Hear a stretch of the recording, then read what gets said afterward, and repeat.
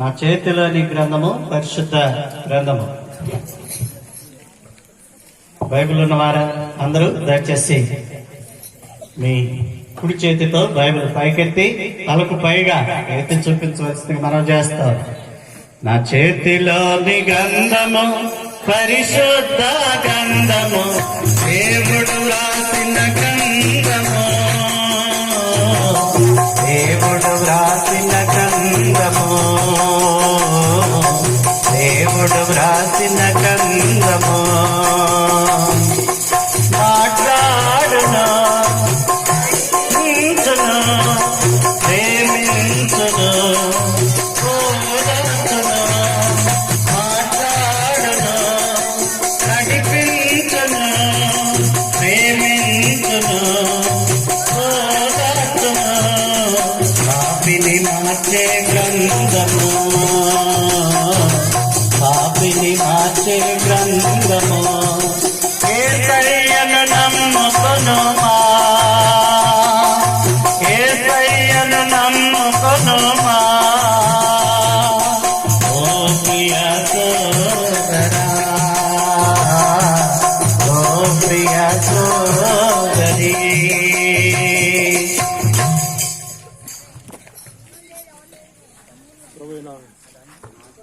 యేసుక్రీస్తు నామములో మీ అందరికీ వందనం తెలుపుతున్నాం. నేను దాండేలి వాసిని. దాండేలి ఎక్కడ, అచ్చంపేట ఎక్కడ, 700 కిలోమీటర్లు. అయితే ప్రభు కృప ఈ సందర్భంలో మీతో ఉండు కొరకై దేవుడిచ్చిన మహాకృపను బట్టి వ్యత్యస్త మందిరం, వ్యత్యస్త ప్రేరస్ దాండేలి వారి తరఫున మీ అందరికీ వందనాలు తెలియజేసుకుంటున్నాం. ఈ యొక్క సాయంకాలము పిల్లల యొక్క స్కిట్ తర్వాత పాటలు బాగున్నాయి. ఎందుకంటే మార్కు సువార్త 10వ అధ్యాయము 13 నుంచి 16 దాకా ఎవరైనా చదివిన ఒక మాట మైక్ తీసుకోవాలి. మార్కు సువార్త 10వ అధ్యాయము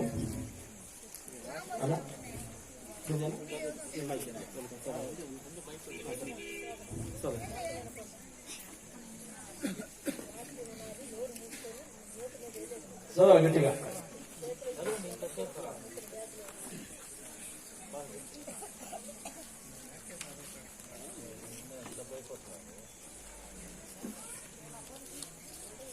ఆయన చదవమంటారా?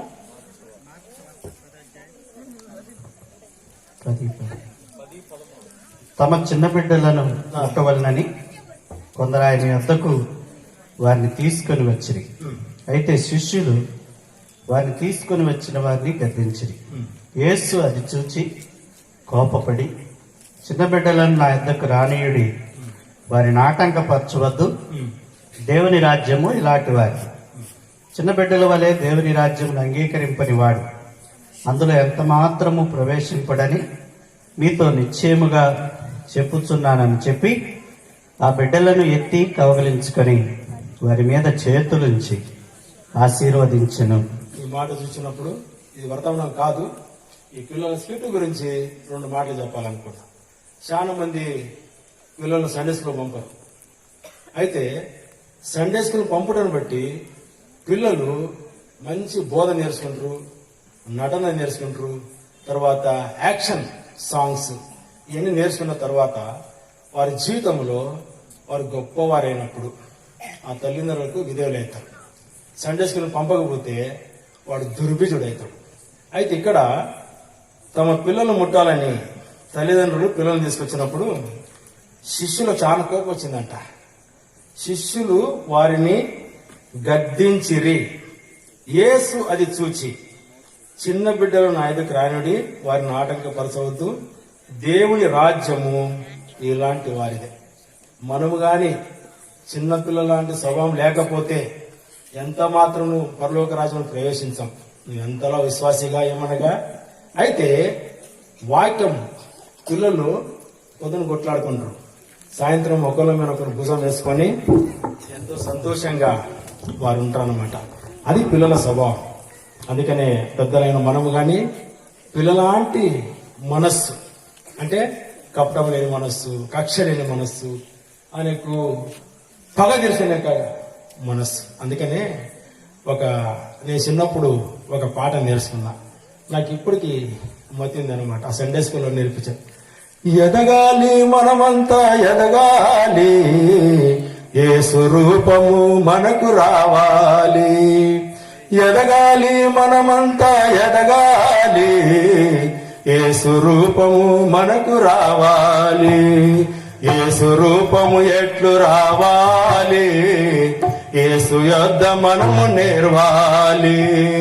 యేసు రూపము ఎట్లు రావాలి, యేసు యొద్ద మనము నేర్వాలి.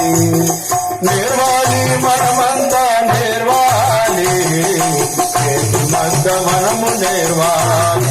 అంటే మనం ఎదగాలి, పగ తీసుకునే స్వభావము సావాలి. పగ అనేది ఈర్ష, కపటము, ద్వేషము, సమాధానం లేకుండా చేస్తున్నది. అయితే ప్రభువు యేసుక్రీస్తు వారు నీ కొరకై నా కొరకై ఆయన ఈ భూలోకంలో జన్మించాడు. పిల్లలాంటి మనసు లేకపోతే పరలోక రాజ్యం లేదంట. అంటే క్షమించే మనసు, ఓర్చుకునే మనసు, దయ చూపే మనసు. పిల్లలంతలో కొట్లాడుకుంటారు, అంతలో ఐక్యతగా ఒకరి భుజం మీద చేసుకొని పోతుంటారు. అది మనం నేర్చుకోవాలి. రండి, యెషయా గ్రంథం 9వ అధ్యాయం. యెషయా గ్రంథం 9వ అధ్యాయము 6వ వచనం చదువు. చదువు భయపడుతున్నట్టుంటారు. ఏలయనగా మనకు శిశువు పుట్టెను, మనకు కుమారుడు అనుగ్రహింపబడను. యెషయా గ్రంథం 9వ అధ్యాయము 6వ వచనం.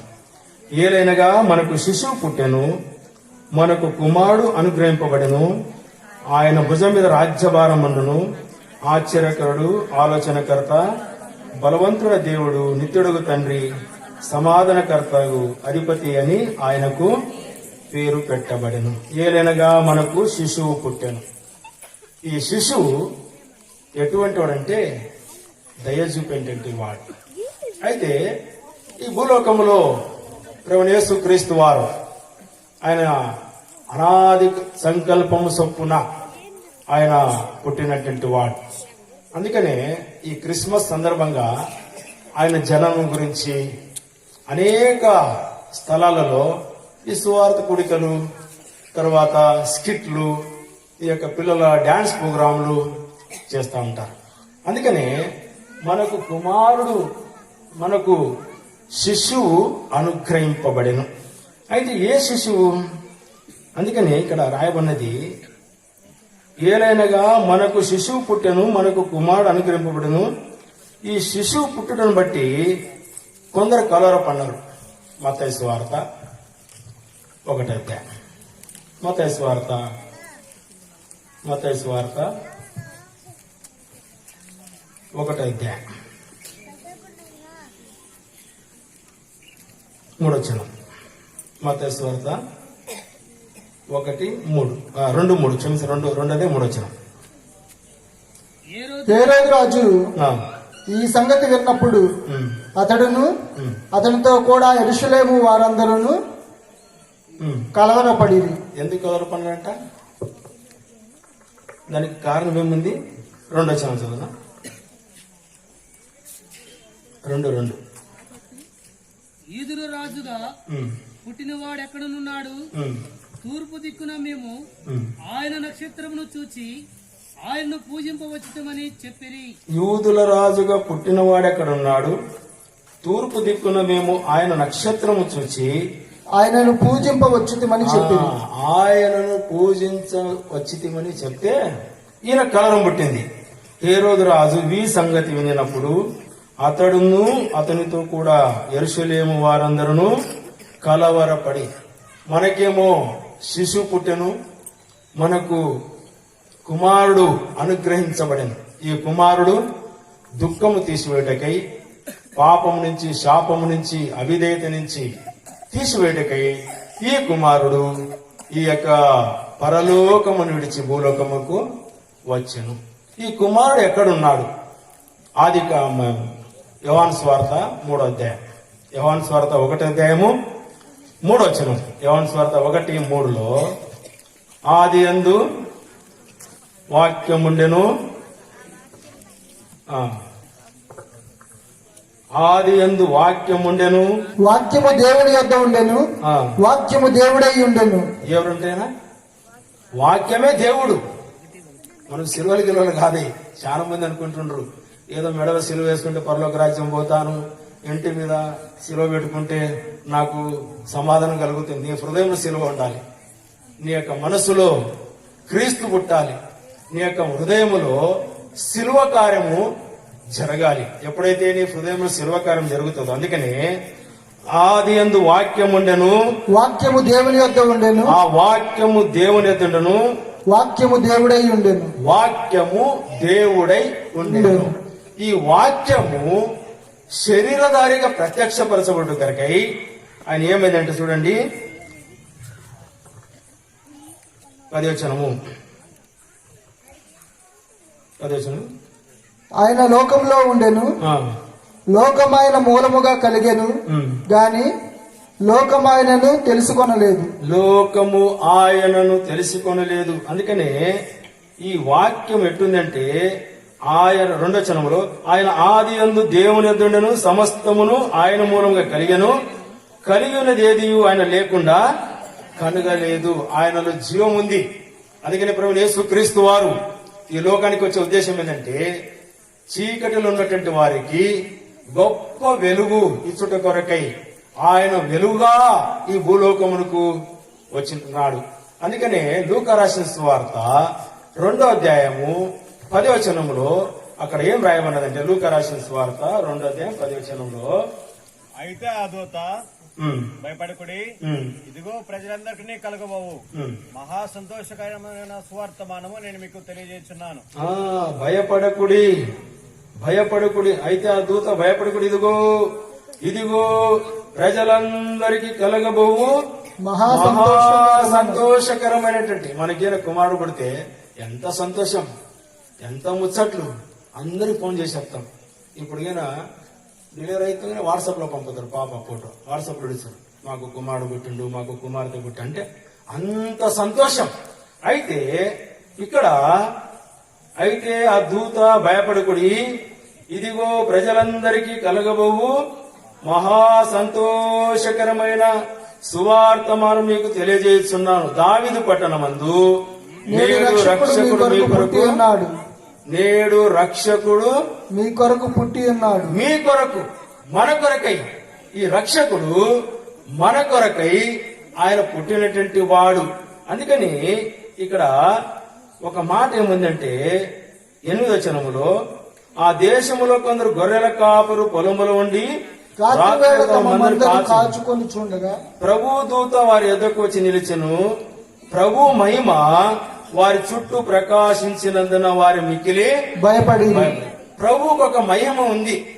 అందుకనే ఆ మహిమ గల దేవుడు తన మహిమను భూలోకములో పాపులైనటువంటి మనకు, అందుకనే ఎఫ్ఎస్సి 2:1 మీ పాపముల చేతను అపరాధముల చేతను మీరు సచ్చిన వారై ఉండగా, మానవుడు ఎట్లా చచ్చిపోయినట్ట పాపాలు అపరాధులతో ఆయన చనిపోయినటువంటి వాడు. అందుకనే దేవుడు తన కుమారుని యేసు క్రీస్తు వారిని ఈ లోకముకు అనుగ్రహించను. దేవుడు లోకమును ఎంతో ప్రేమించను. యోహాను సువార్త 3:16 రాయబడినది, దేవుడు లోకమును ఎంతో ప్రేమించను కాగా ఆయన తన అద్వితీయ కుమారునిగా పుట్టిన వానియందు విశ్వాసముంచు ప్రతివాడు. ప్రియ సహోదరి, ప్రియ సహోదరుడా, ఈ రాత్రి ఆయన నీ కొరకే పుట్టినాడు. నువ్వు ఈయన ఆయన విశ్వాసం ఉంచినట్లయితే, ఈ రాత్రి ఆ ప్రభువును నీ సొంత రక్షకునిగా నువ్వు అంగీకరించినట్లయితే, ఆ కుమారుని ద్వారా పాప క్షమాపణ, విమోచన, విడుదల అనుగ్రహించడం కొరకై ఆయన కుమారుని ఈ లోకమునకు ఆయన ఇచ్చెను. ఎటువంటి మహిమ! నిర్గమకాండం చూడండి, నిర్గమకాండం 24వ అధ్యాయం 17వ వచనం. ఈ మహిమ ఎట్టుంది, క్రీస్తు మహిమ ఎట్టుంటున్నది. నిర్గమకాండం 24:17. ఎవరైనా తీస్తే చదవండి. యెహోవా మహిమ ఆ కొండ శిఖరము మీద దహించు అగ్ని వలె ఇశ్రాయేలు కన్నులకు కనబడను.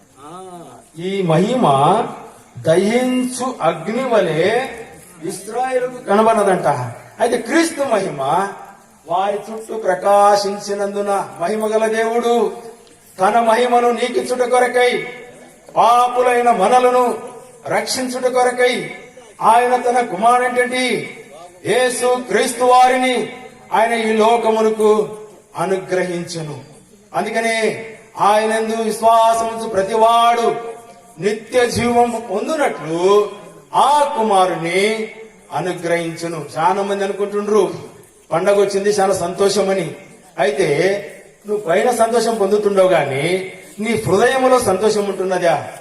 నీ యొక్క హృదయములో ఆనందం ఉంటున్నదా?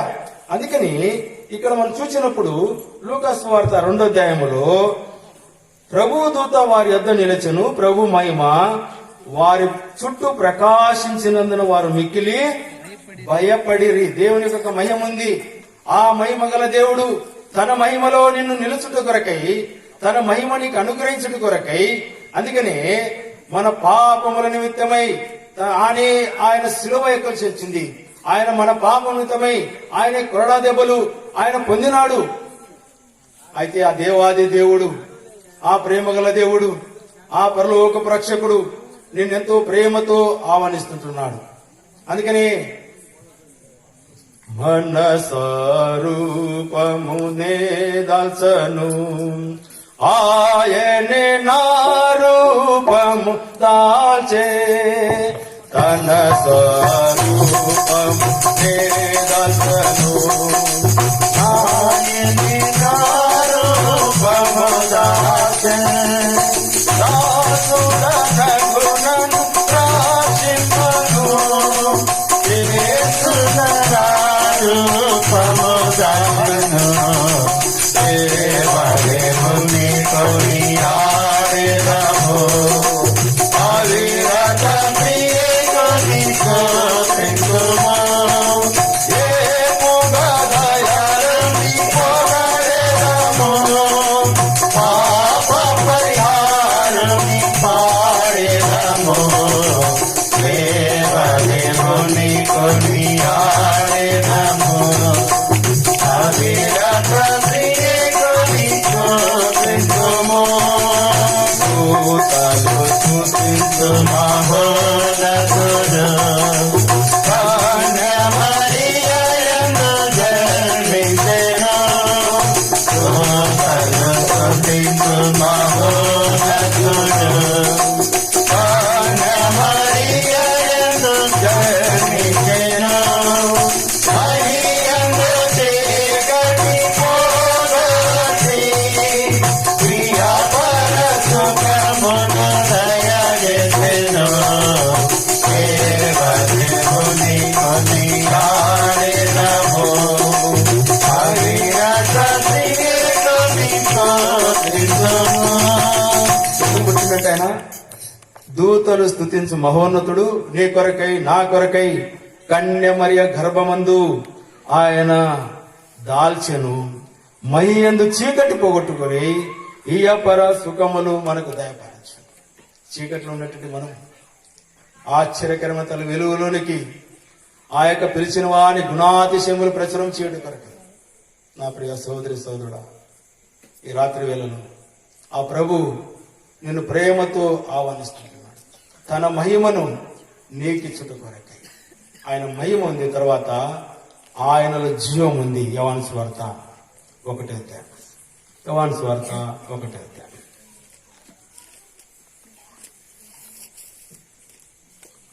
4వ వచనములో ఆయనలో జీవం ఉండెను, ఆ జీవము మనుషులకు వెలుగై ఉన్నది. ఆయనలో జీవం ఉండెను, ఆ యొక్క జీవము మనుషులకు వెలుగై ఉండెను, ఆ వెలుగు చీకటిలో ప్రకాశించున్నది గాని చీకటి దాని గ్రహింపకుండా. ఈనాడు అనేకులు ప్రభువును గ్రహించటం లేదు. అనేకులు అనుకుంటున్నాడు, ఓ నా మాదిరి ఆయన మానవుడు కదా, ఆయన ఒక మానవుడు అనుకుంటున్నావు. అయితే దేవాది దేవుడు విడిచిపెట్టకూడని భాగ్యమని ఎంచుకొనలేదు గాని, అందుకనే మన స్వరూపము ఆయన దాల్చిండు, ఆయన రూపము మనకు అనుగ్రహించిండు. ఆయనలో జీవం ఉండెను, ఆ జీవము మనుషులకు వెలుగైండెను, ఆ వెలుగు చీకటిలో ప్రకాశించున్నది గాని చీకటి దాన్ని గ్రహించటం లేదు. అంధకారం అంటే ఒక మానవుడు, అంధకారంతో పాపములో జీవించే మానవుడు ఆ యొక్క వెలుగు యొద్దకు రాక ఎంతో దూరం ఉన్నటువంటి వాడు. అందుకనే దేవుని యొద్ద నుండి పంపబడిన ఒక మనుషుడు ఉండెను. అయితే అతని మూలముగా అందరు విశ్వాసించున్నట్లు, 7వ వచనములో అతని మూలముగా అందరు విశ్వాసించున్నట్లు అతడు ఆ వెలుగును గురించి సాక్ష్యమిచ్చుటకై వచ్చాను. యోహాను వచ్చిందనమాట. ఆ వెలుగు రాకమునుపే ఈ యోహాను ఆ యొక్క ప్రభు మార్గమును సిద్ధపరచుట కొరకై, ఆ యొక్క ప్రభు మార్గములను సరళము చేయుట కొరకై ఆయన ఈ భూలోకంకి వచ్చింటున్నాడు. అందుకని 8వ వచనములో అతడు ఆ వెలుగులో వెలుగై ఉండలేదు గాని ఆ వెలుగును గురించి సాక్ష్యం ఇచ్చుటకు అతడు వచ్చినాడు. నిజమైన వెలుగు ఉండెను, అది లోకంలోకి వచ్చుచు ప్రతి మనిషిని వెలిగించును. యేసు ప్రభు వారు పుట్టిన ఉద్దేశం ఇదే. యేసుక్రీస్తు వచ్చింది నీ కొరకై, నా కొరకై, మనలో పాపము నుంచి విడిపించడం కొరకై. ఆ దేవాది దేవుడు, అందుకనే నీతివంతుడు లేడు, ఒక్కడును లేడు, అందరూ పాపము చేసి దేవుడు అనుగ్రహించు మహిమను పొందలేకపోయాడు.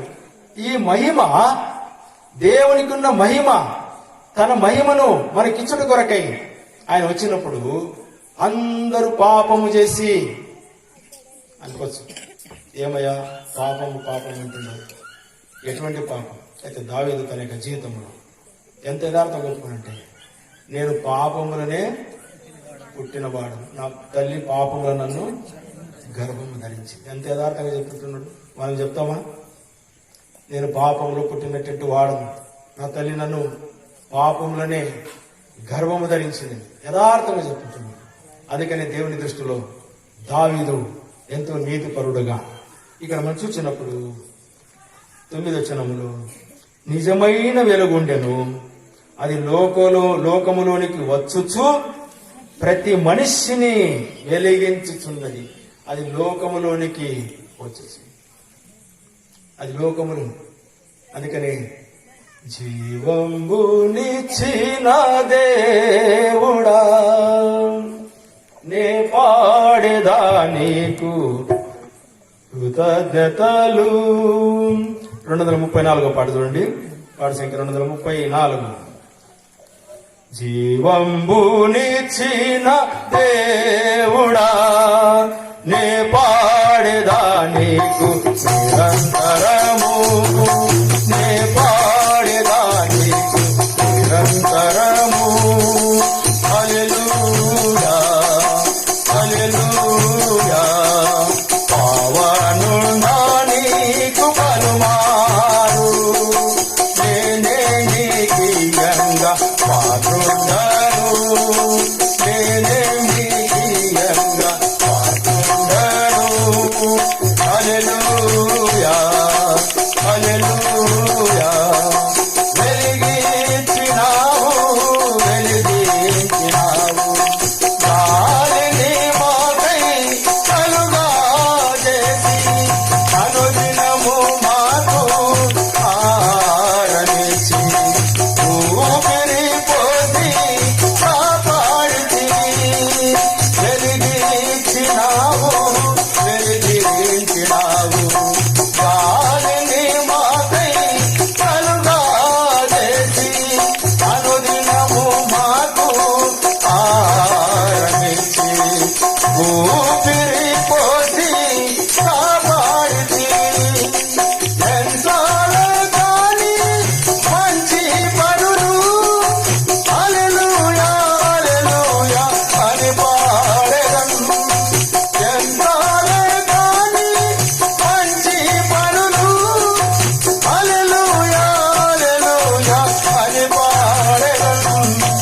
ఇతుడా నీకే ఈ స్తుతి గీతం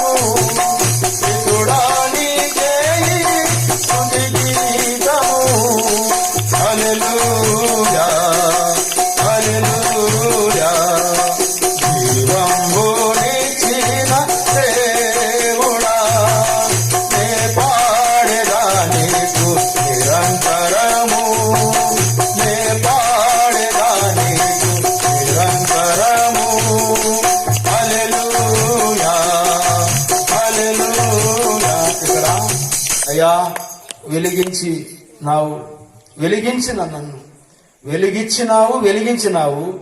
గాలిని మాకై కలుగజేసి అనుదినము మాకు ఆహారం ఇచ్చి ఊపిరి పోసి కాపాడి. అందుకని ప్రభువా నీ కృపను నీ ఎంచగా ఈ కుమారుడు ఎటువంటి వాడు తన వెలుగును చీకటిలో ఉన్నటువంటి వారికి, అంధకారంలో ఉన్నటువంటి వారికి.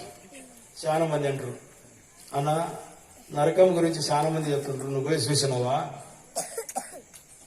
ఏం బెంజనా ఏమంటారు, నువ్వు పోయి చూసినావా? లూకాసు వార్త 10వ అధ్యాయం. లూకాసు వార్త 10వ అధ్యాయం. ధనవంతుడు చూసిండంట. ఏమని? లూకాసు వార్త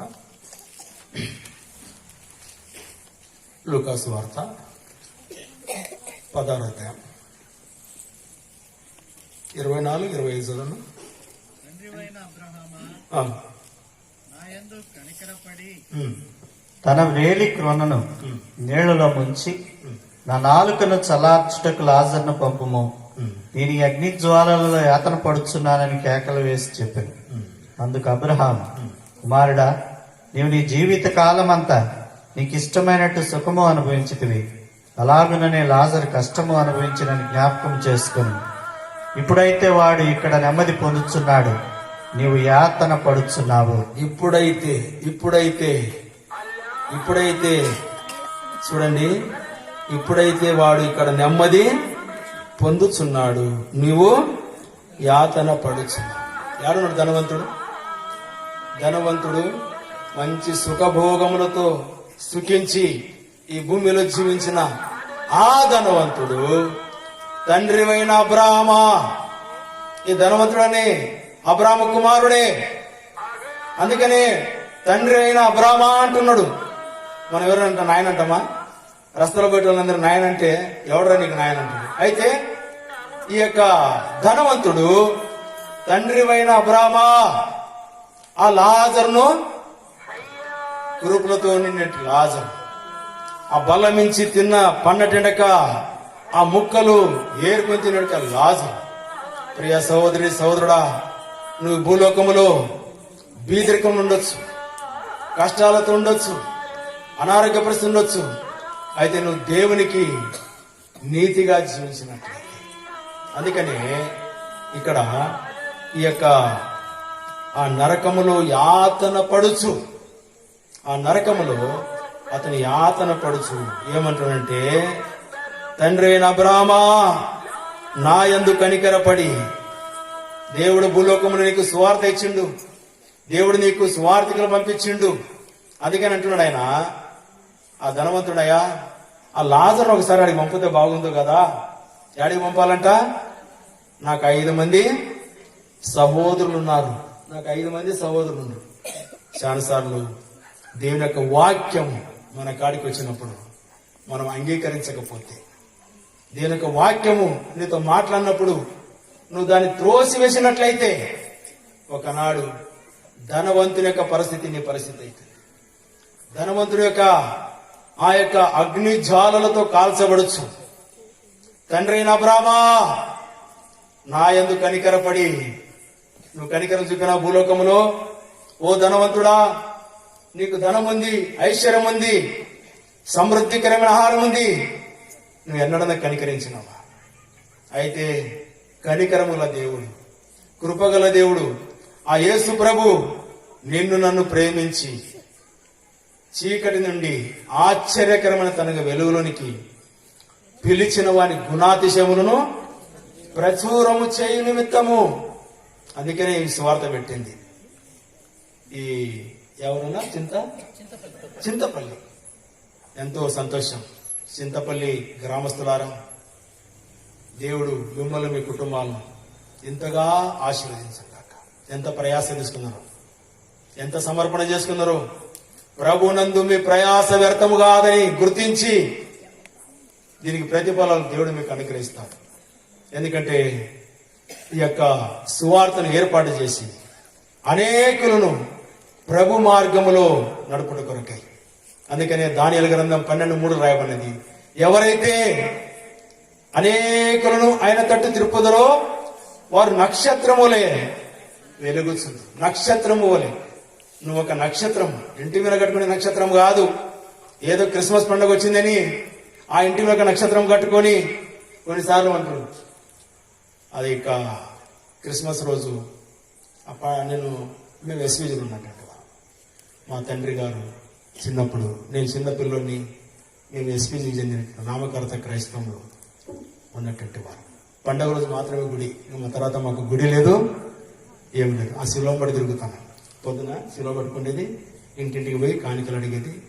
చింతలేదిక యేసు పుట్టెను ఇంతగను బెత్లే మందునా, చంత చేరను రండి సార్వజనాంగమా, సంతసమందుమా, చంత చేరను రండి సార్వజనాంగమా, సంతసమందుమా. అంటే చింత లేదు, యేసు పుట్టిండు. ఒకరోజు చింత అంతే. అయితే దూత దెల్పెను గొల్లలకు శుభవార్త నమ్మును, దూత దెల్పెను గొల్లలకు శుభవార్త నా శివ సంబుదించగా, చక్కగా బేసేము పురమును నచ్చిరి, కానుకలిచ్చిరి, చక్కగా బేసేము పురమును నచ్చిరి, కానుకలిచ్చిరి. చింతలేదిక యేసు పుట్టెను ఇంతగను మందునా, చంత చేరను రండి సార్వజనాంగమా, సంతసమందుమా, చంత చేరను రండి సార్వజనాంగమా, సంతసమందుమా. ఆ క్రిస్మస్ రోజు ఒక్కరోజే చింత లేదు. మళ్ళా 26 తారీఖు నుంచి చింతే చింత, దిగులే దిగులు. ఎందుకంటే ఆ ప్రభు హృదయంలో పుట్టలేదు కాబట్టి. ఆ ప్రభు ఏదో ఇంటికైనా ఒక నక్షత్రం కట్టుకున్నాను, ఈ నక్షత్రం చూసి మురిసిపోతుండా గాని, ప్రభువా నా హృదయంలో నువ్వు పుట్టినావా, దేవా నా హృదయంలో నీకు స్థానం ఉన్నదా. ఎన్ని కుటుంబాలలో అసమాధానం, ఎన్ని కుటుంబాలలో నెమ్మది లేక. ఎందుకంటే వారికి దేవుని భయం లేదు, దేవుని సన్నిధానం లేదు, కుటుంబ ప్రార్థన లేదు, పాప క్షమాపణ లేదు. అయితే నా ప్రియ సహోదరి సహోదరుడా, ఈ రాత్రి దేవుని యొక్క వాక్కు నిన్ను దర్శిస్తున్నది. అందుకనే తండ్రి అయిన అబ్రామా, నేను బుద్ధి లేకపోయినానయ్యా, అయ్యో ఎంతో యాతన పడుతున్నాను, లాజరు పంపాలి. ఎందుకు పంపాలని లాజరును? బొటికే నీళ్ళలో ముంచి పైనుంచి వచ్చాక కిందికి వచ్చాయా, ఆకాశం నుంచి ఆ బొటికే నీళ్ళలో ఒక్క సుక్క నీళ్ళు అంటే ఎంత అంటే, దీన్ని అర్థం చేసుకోండి. ఆ యొక్క నరక యాతన ఎంత భయంకరం ఉంటుంది. మీరు నరకం చూడాలంటే స్టీల్ ఫ్యాక్టరీ పోవాలా. స్టీల్ ఫ్యాక్టరీ పోతే ఎట్ట కాలుతుండదంటే ఫర్నిస్. మా డాండలో స్టీల్ కంపెనీ ఉండేది, మేము అక్కడ చూసినాం. అది ఎంత వేడిగా కాడుతుంటుందంటే మ్యాగ్నీస్ రాయిని నీరు మాదిరి చేశారు, రాయిని కాల్చి నీళ్ళ మాదిరి చేసి స్టీల్ తీశారనమాట. నాకు అనిపించింది, ప్రభువా ఈ యొక్క బాయిలర్ చూస్తుంటేనే ఇంత భయంకరంగా ఉంది. అయితే అక్కడ ఏముందంట, నరకము నోర్వాగలవా, నరకమందు నాగలవా ప్రియ స్నేహితుడా, నిత్య నరకాగ్ని బాధలను గనుమా, నిత్య నరకాగ్ని బాధలను గనుమా. అక్కడ అగ్ని ఆరదంట, ఆ పురుగు చావదంట. మనం అనుకుంటుండం ఏదో ఒకసారి అగ్ని లేచే మనం కాలిపోతాములే అనుకుంటున్నాం కాలం. అయితే యుగ యుగములు సర్వయుగములు అక్కడ కాలుతూనే ఉండాలి. ఈ ధనవంతుడు అనుకున్నాడు, అయ్యో నేను నీ వాక్యం ఎందుకు వినకపోతుంది. అందుకనే తండ్రి అయిన అబ్రామా, అయ్యా నాకు 5 మంది సహోదరులు ఉండరయ్యా, దయ ఉంచి వారి యొద్దకు లాజర్ను పంపమంటున్నాడు. ఎవరు పంపాలంట? లాజర్ను పంపాలంట.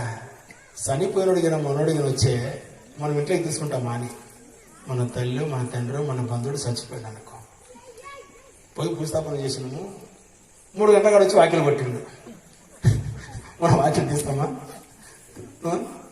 ఏమో భూతం వచ్చిందంట అంటే ఇప్పుడు లాజరు పోతే వాళ్ళు ఇంటరా అని, ఈ లాజరు పోయి వాళ్ళకి స్వార్థ చెప్తే వాళ్ళు స్వార్థ ఇంటరా. అందుకనే అక్కడ మాట ఏమనంటే మోషేయు అని రాను, ఇక్కడ వెళ్తారు గోపన కొద్దిగా బెంజన, అక్కడ మోషే ప్రవక్తలు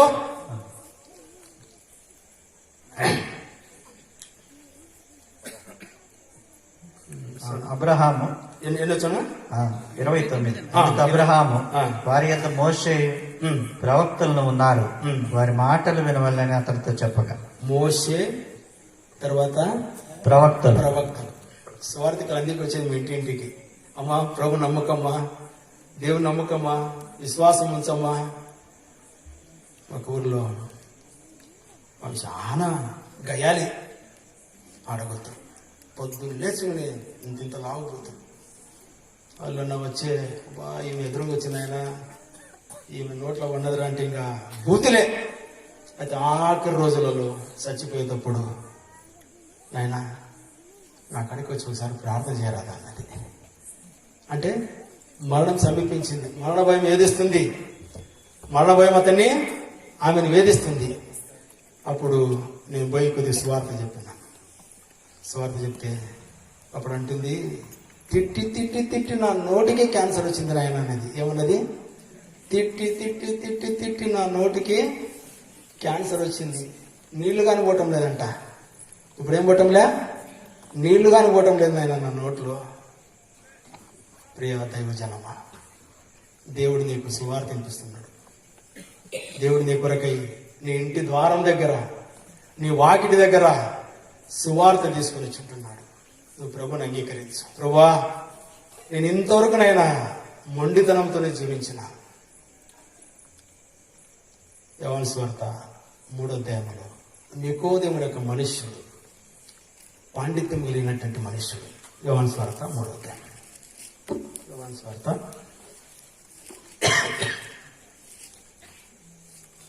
3వ అధ్యాయం 1-2 చదవనా? యూదుల అధికారి అయిన నికోదేమను పరిసయుడు ఒకడుండెను. అతడు రాత్రి యందు ఆయన యొద్దకు వచ్చి, బోధకుడా, నీవు దేవుని యొద్ద నుండి వచ్చిన బోధకుడు అని మేము ఎరుగుదుము. దేవుడు అతనికి తోడై ఉంటేనే గాని నీవు చేయించున్న సూచక్రియలు ఎవడు చేయలేడని అతనితో చెప్పాడు.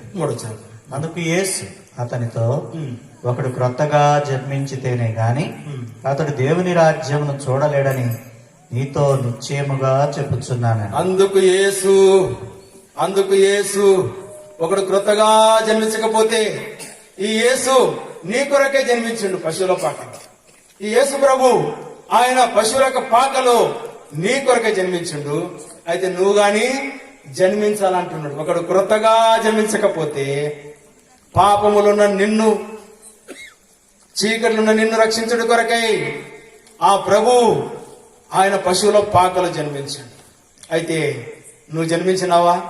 ఆయన అంటున్నాడు, అందుకు యేసు ఒకడు క్రొత్తగా జన్మించితే గాని అతడు దేవుని రాజ్యమును చూడలేడని నిత్యంగా నీతో చెప్పు. ఈ మాట ఎంతో కలవరం చేసింది నికోదేము.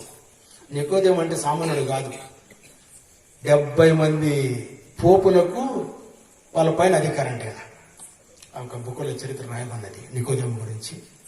నికోదేము 70 మంది బిషపుల కన్నా పైన అంటే ఎంత పాండిత్యం ఎరిగినటువంటి ఈ నికోదేము క్రొత్త జన్మం గురించి, ఒకడు నీటి మూలముగాను ఆత్మ మూలముగా జన్మించకపోతే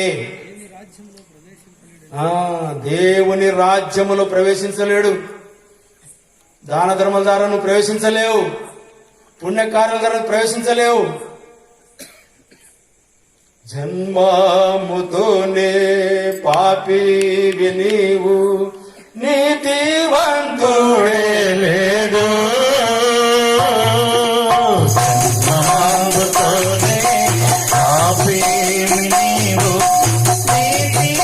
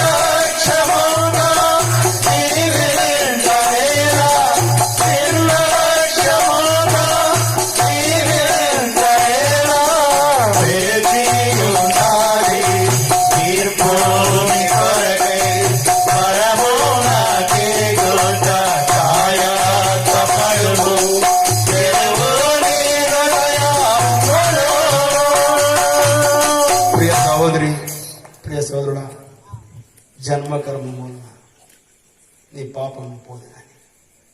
అయితే దేవుని యొక్క రక్తం, ప్రశస్తమైన రక్తం. మొదటి యోహాను పత్రిక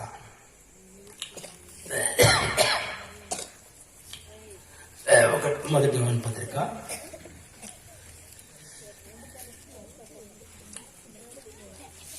1 యోహాను పత్రిక చూడండి. అక్కడ ఒక మాట ఏముందంటే,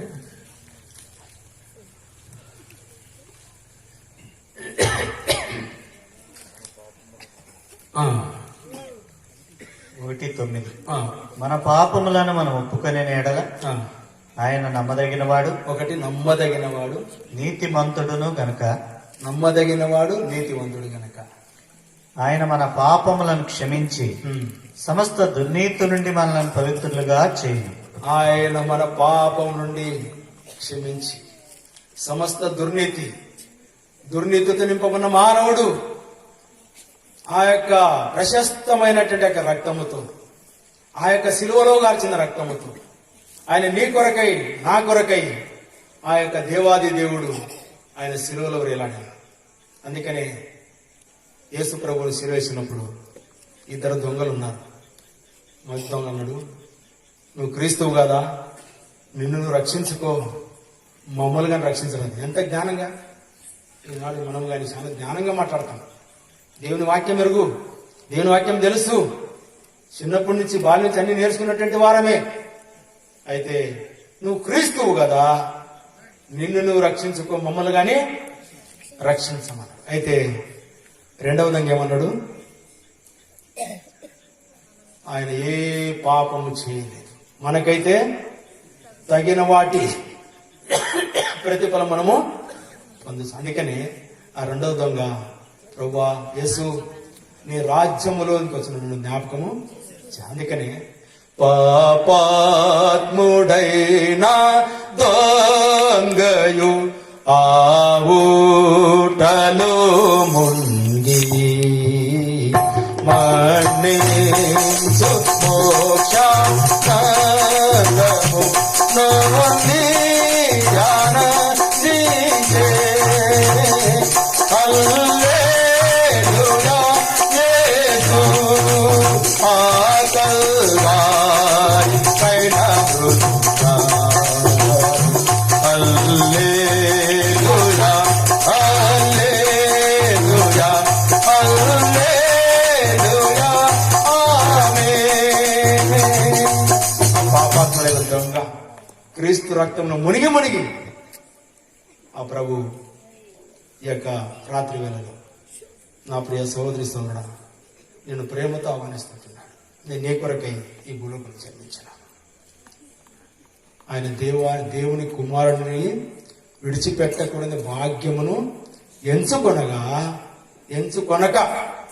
ఆయన విడిచిపెట్టకూడని భాగ్యం దాన్ని ఎంచుకొనక నీ కొరకే నా కొరకే త్యజించి ఆయన భూలోకం వచ్చినాడు. అందుకనే ఈ యొక్క రక్షణ కొరకై ఆయన నిన్ను నన్ను ప్రేమతో ఆహ్వానిస్తున్నాడు. నీ కొరకై ఆయన ఉదయించుడు రక్షకుడుగా. నా ప్రియ సహోదరి సహోదరుడా, నువ్వు ఇంతవరకు ప్రభుని అంగీకరించకపోతే, నికోదేము మంచి పాండిత్యం కలిగినటువంటి వాడు. అందుకే అన్నాడైనా, సమాజానికి భయపడి, లోకానికి భయపడి రాత్రి వెళ్ళొచ్చు ప్రభు దగ్గరికి. రాత్రి వెళ్ళొచ్చి ఆయన ఏమంటుంటే, నువ్వు దేవుని కుమారుడవు, నువ్వు దేవుని కుమారుని యొద్ద నుంచి వచ్చినటువంటి వాడవు. అందుకని 2వ వచనములో 3 అతడు రాత్రి ఆయన దగ్గరికి వచ్చి, బోధకుడా, నీవు దేవుని యొద్ద నుండి వచ్చిన బోధకుడవని మేము ఎరుగుదము. దేవుడు అతనికి తోడైంటనే గాని నువ్వు చేయుచున్న సూచక క్రియ ఎవడను చేయని చెప్పాను. అందుకు యేసు అతనితో, ఒకడు క్రొత్తగా జన్మించితేనే గాని అతడు దేవుని రాజ్యంలో చూడలేడు నీతో నిశ్చయముగా చెప్పాను. నీకు ఆశ ఉంది, మనం ఎందుకు మందిరానికి పోయేది? ఎందుకు ప్రభు నమ్ముతాం? ప్రభువా, ఈ భూలోకం శాశ్వతది కాదు. ప్రసంగి 12:7 ప్రకారం మన్నైనది వెనుకటి వలె మరలా మట్టికి చేరును. ఆత్మ దాన్ని దయచేసిన దేవుని ఎద్దకు ఒకనాడు మట్టిలో పోయే శరీరం, మట్టికి మన్నైపోయే శరీరం. ఎందుకు మనకింత పగ, ఈర్ష్య, ద్వేషం? అయితే ఆ ప్రేమ గల దేవుడు నీ కొరకై పశువుల పాకలు జన్మించాడు. నీ కొరకై ఆయన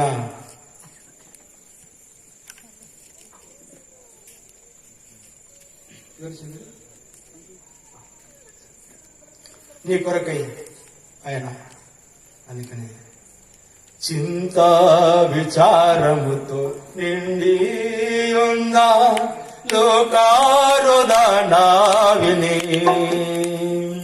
చింత విచారముతో నిండి ఉన్న లోకారుదనా విని,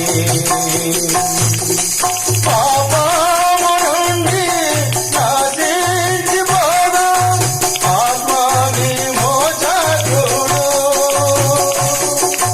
పాపము నుండి నాశించిపోగా ఆత్మ విమోచకుడు,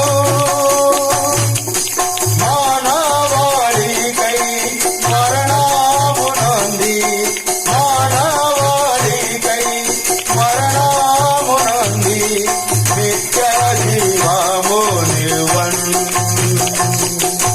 దివ్యారక్షకుడు ప్రకాశతార ఉదయించే రక్షింపను,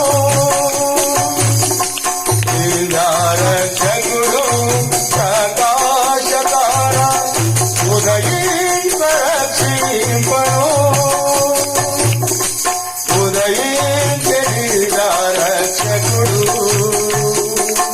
ఘోరాంధకార లోకమున మహిమా క్రీస్తు ఉదయించేను, రక్షణ వెలుగు నీడను, రక్షణ వెలుగు నీడను, ఉదయించే రక్షకుడు.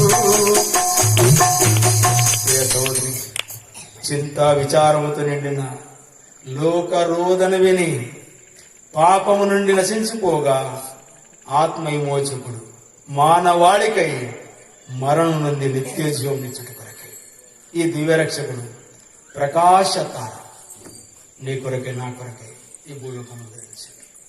ఇటువంటి రక్షణను నువ్వు నిర్లక్ష్యం చేసినట్లయితే, నువ్వు త్రోసివేసినట్లయితే ఆ ధనవంతుడు కదా ఆ అగ్నిలో యాతన పడుస్తూ, తండ్రి అయిన అబ్రామా నా ఎందుకు కనికరం ఉంచయ్యా. నేను అనుకుంటా ఆ ధనవంతుడు చాలా మంచోడండి, ఆ ధనవంతుడు చాలా మంచోడు. మనమైతే ఏం చేస్తాం, ఎట్లా నేను వచ్చిన కానీ వాళ్ళు నా కొడుకులు కానీ నీకు రావాలంటాం, అంటాం. ఏమంటాము, వాళ్ళు కానీ ఇక్కడ వచ్చి ఈ అగ్నిలో పడాలంటాం. అయితే ధనవంతుడు ఎంత మంచోడంటే, నేనంటే అగ్నిలో ఉన్నాను, నా సహోదరులు ఇక్కడికి రాకూడదు. నా సహోదరులు, నా ప్రియ సహోదరి సహోదరుడా, ఈ కూటమి దేవుడు నీకు ఎందుకు ఏర్పాటు చేసినాడు, ఎంతో సమర్పణ చేసుకున్నాడు, ఎంతో త్యాగం చేసుకున్నాడు. సువార్త వినిపించాలి, అనేకులు ప్రభు మార్గము తట్టు రావాలి. అందుకనే తండ్రి అయిన అబ్రామా నేను భరించలేనయ్యా ఈ బాధ, ఆ లాజరును పంపు. ఈ రాత్రి వేళలో ప్రేమతో దేవుడు నిన్ను ఆహ్వానిస్తుంటున్నాడు, ప్రేమతో దేవుడు నిన్ను ఆహ్వానిస్తుంటున్నాడు. ఒకనాడు క్రిస్మస్ రోజు మా సంఘంలో జరిగిన సంఘటన. క్రిస్మస్ రోజు ఆ యొక్క తల్లిదండ్రులు గుడికి వస్తే కుమారుడు తాగి మోటార్ బైక్ను పోతూ పోతూ ఒక రాయికి ఉద్దేశం. క్రిస్మస్ రోజు అతని యొక్క సమాధి. ఎంత దుఃఖం, ఎంత వేదన. దేవుని యొక్క ఆలయంలో యొక్క మనిషి, దేవుని యొక్క ఆలయంలో యొక్క ఆ కుటుంబం,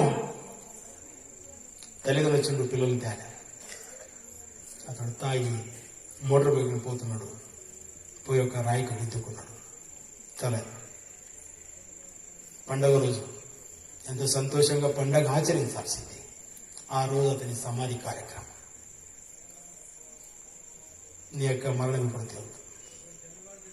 ప్రభు నేను పిలుస్తున్నాడు, ప్రేమతో ఆహ్వానిస్తుంటున్నాడు. రా, నీ కొరకే నేను జన్మించినాను, నీ కొరకై నేను పశువుల పాపం నేను జన్మించిన నాలో ఉండే యొక్క సంతోషం నీకు అనుగ్రహిస్తాను, ఈ యొక్క పరిపూర్ణమైన ఆనందం. అందుకనే ప్రజలందరికీ కలగబోవు మహా సంతోషకరమైన శుభవర్తమానం, మహా సంతోషకరం. కొత్త బట్టలు వేసుకుని బిర్యానీ తింటే సంతోషం కాదు, కొత్త బట్టలు ధరించి బిర్యానీ తింటే సంతోషం కాదు. నా జీవితంలో దేవుని అంగీకరించిన ఈ సంతోషం నాకు ఇచ్చింది ప్రభు. నేను ఆనాడు కానీ అదే అన్నతో చెప్పిన, అన్నా నేను ఒక క్రిస్మస్కి ఇంట్లో లేను, ఒక వాచ్ నడి సర్వీస్ ఇంట్లో లేనన్నా. సేవ పరిచర్య ఇదే మా సంతోషం, ఇదే మా ఆనందం. ప్రభువు సువార్త చెప్పేది మనం ఎప్పుడు తినొచ్చు, అయితే ప్రభుతో ప్రజలతో ఈ సంతోషము నీకు కావలేనా, ఈ సంతోషము నీకు కావలేనా, ఈ సంతోషము నీకు కావలేనా, మేరే యేసు సాకురము, మేరే యేసు సాకురము. సంతోషమే సమాధానమే, సంతోషమే సమాధానమే, సంతోషమే సమాధానమే, చెప్పనాశక్యమైన సంతోషం, చెప్పనాశక్యమైన సంతోషం. ఈ సంతోషం మీకు కావాలి. ఈ సంతోషం ఏదో పండుగ రోజు ఒక్కరోజు సంతోషించే సంతోషం కాదు, సదాకాలం సంతోషంతో నింపబడాలి. నీ కుటుంబము దేవుని యొక్క మందిరంలో కనబడి, దేవుని యొక్క ఆలయంలో కనబడి, నా ప్రియ సహోదరి సహోదరుడా, ఈ చింతపల్లి ప్రజలారా, దేవుడు నిన్ను ఎంతో ప్రేమపూర్వకంగా ఆయన ఆహ్వానించి ఈ సువార్త, ఈ కూటమి నీ కొరకై ఆయన సిద్ధపాటు చేసింది. నేను ఎంతో దూరం నుంచి వచ్చాను, 700 కిలోమీటర్లు వెనకాల ఇక్కడికి వస్తానండి, ప్రభు చెప్తాను. అయితే ఈ యొక్క సంతోషం నేను చెప్తాను, ప్రభువులో ఉన్న యొక్క ఆనందం సంతోషము ఎక్కడికి పోదు. నేను ఆధారం టైం ఉంటే ఒక చిన్న సాక్ష్యం పంచుకుంటా. మీరు ఇంకా ఎక్కువ తెలుసుకోవాలనుకుంటే సోమవారం నాడు క్రిస్మస్ యొక్క పండుగ ఉంది. అక్కడ ఎన్ని గంటలకు ఆరాధన? సోమవారం 10:30 క్రిస్మస్ గురించి సందేశం ఉంటుంది. మీరు ఇంకా ఎక్కువ తెలుసుకోవాలనుకుంటే యెరూషలేం ప్రార్థన మందిరం అచ్చంపేట, యెరూషలేం ప్రార్థన అచ్చంపేట, అక్కడికి వచ్చినట్లయితే ఆ సంతోషం గురించి ఇంకా వివరంగా మీరు తెలుసుకోగలుగుతారు. ఆదివారం ఆరాధన 10:30 రండి. మిమ్మల్ని ప్రేమతో ఆ యొక్క యెరూషలేం ప్రార్థన యొక్క విశ్వాసం ఆహ్వానిస్తుంటున్నారు. దేవుడు తన యొక్క వాక్యం ఆశీర్వదించుగాక.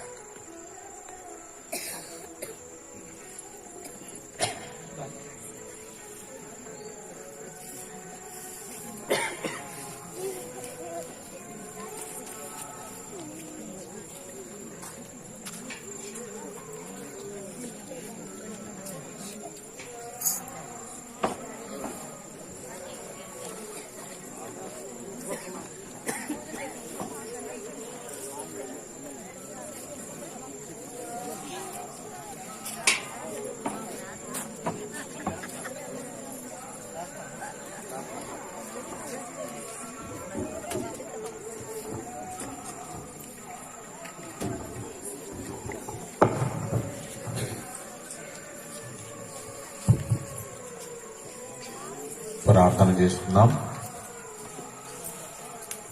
దేవుని వాక్యాన్ని విన్నాము. యేసు ప్రభు జన్మించుట ద్వారా కలిగే మేలును మనం వింటూ వచ్చినాం. యేసు ప్రభును మన హృదయంలో, యేసు ప్రభువే మన హృదయంలో జన్మిస్తే ఎంత సంతోషం. బెత్లెహేంలో పుట్టినాడనే సంతోషము కన్నా మన హృదయంలో జన్మిస్తే ఇంకెంత సంతోషం. ప్రియమైన స్నేహితుడా, సహోదరి, యేసు ప్రభువారు నీ హృదయంలో జన్మించాడా? యేసయ్య నీ హృదయంలో జన్మిస్తే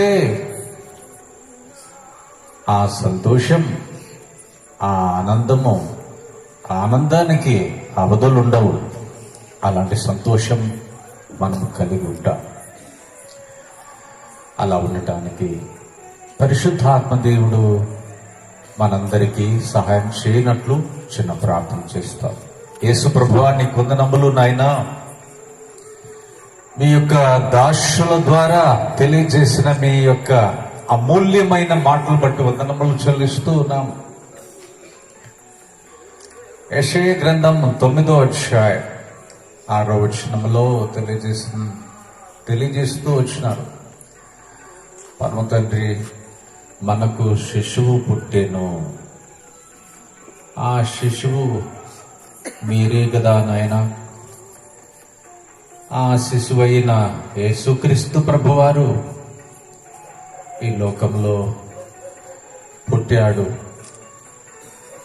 ప్రభువా, మరి నువ్వు పుట్టుట ద్వారా మాకెంత సంతోషం. మీరు ఈ లోకంలో పుట్టుట ద్వారా వెలిగించబడ్డాం. పరమ తండ్రి, మీరు పుట్టుట ద్వారానే మాకు సమాధానం. నా తండ్రి, మీ యొక్క పుట్టుక ఎంతో క్రయముతో కూడినది. ఎంతో క్రయం చెల్లించి ఈ లోకంలో జన్మించావు ప్రభువా. మరి ఈ లోకంలో జీవించారు. మీ జీవితం కూడా, ఈ లోకంలో జీవించిన జీవితం కూడా ఎంతో క్రయముతో కూడినది. మానవులమైన మా ఎడల మీరు చూపిన ప్రేమ ఎంత గొప్పది నాయన. మమ్మలను ప్రేమించి ఆ నరక శిక్ష నుండి తప్పించటానికి తండ్రి ఎంత క్రయం చెల్లించి ఆ కలువరి శిలువలో మా కొరకు ప్రభువా మరి ఎన్ని బాధలు పడ్డారు, ఎంతగా శ్రమ పడినారు, ఎంతగా వేదన పడినారు. పరమ తండ్రి, మా కొరకు మీ రక్తమంతా కార్చినారు. పరమ తండ్రి, మా కొరకు మీరు మరణించినారు తండ్రి. మరి ఆ మరణం, మేము పొందవలసిన మరణం మీరు పొందినారు. నా తండ్రి, మమ్మల్ని ఎంతగా ప్రేమించారు. నా తండ్రి, మరణించినారు. మాకు బదులుగా మీరు మరణించారు. మరణించిన దేవుడు,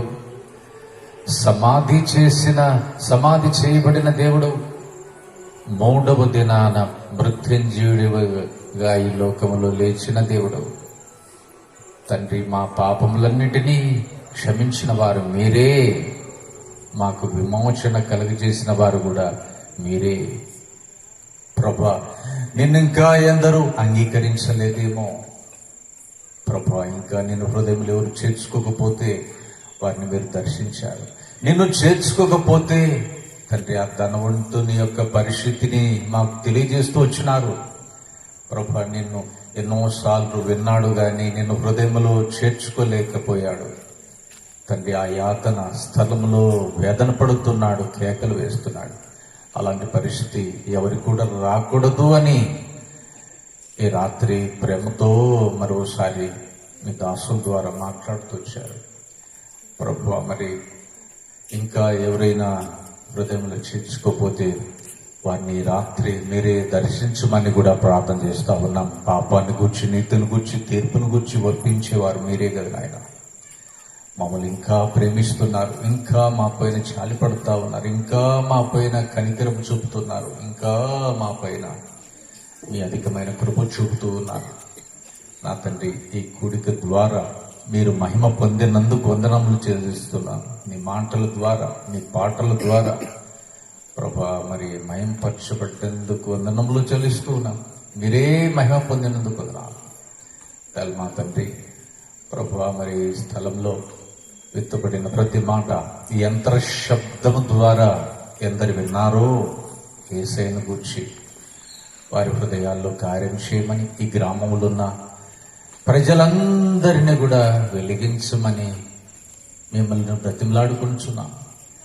ఈ ప్రజలందరినీ కూడా వెలిగించడమే కాదు కానీ నాయన, ప్రజలందరికీ కూడా ఆ సంతోషము ఇవ్వమని కూడా బ్రతిమలాడుతూ ఉన్నాం. మీ అధికమైన కృప తండ్రి, మరి ఈ గ్రామంలో ఉన్న ప్రజలకు, ఇక్కడ చేరి ఉన్న ప్రజలమైన అందరికి కూడా మీరు దయచేయమని నజరేయుడైన యేసు నామములో ప్రార్థించి వేడుచున్నాం తండ్రి, ఆమేన్. దయచేసి గమనించండి, అందరికీ భోజన సభాసం ఏర్పాటు చేశారు. మీరు ఇక్కడే కూర్చుంటే మీకు బ్రదర్స్ వడ్డిస్తారు. అందరు భోజనం చేసి వెళ్ళవలసిందిగా మనం